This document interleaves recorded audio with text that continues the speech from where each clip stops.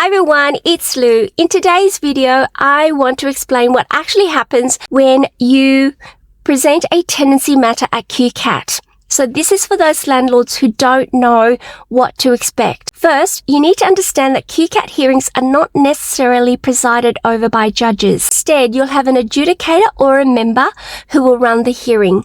When the hearing begins, you will be asked to introduce yourself and the applicant. That's usually the landlord or property manager. Then you'll be asked to state clearly what you are seeking.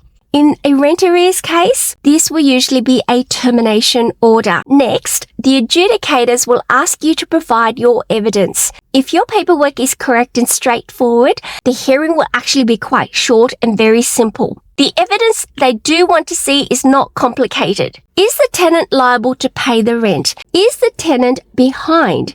And by how many days? Have you correctly issued the notices on time and in line with legislation? These notices have been properly served to the tenant. That's all they need to know. You don't need to bring in unnecessary conversations or heated arguments.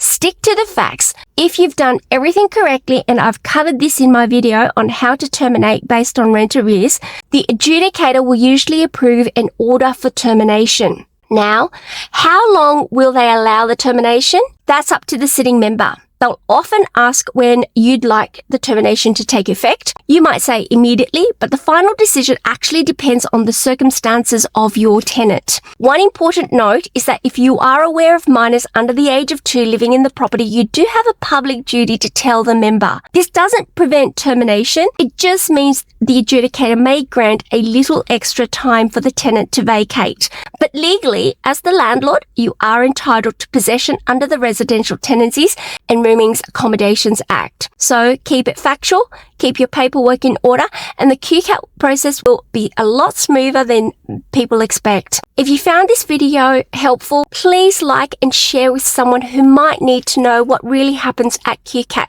And don't forget to subscribe for more practical property management advice.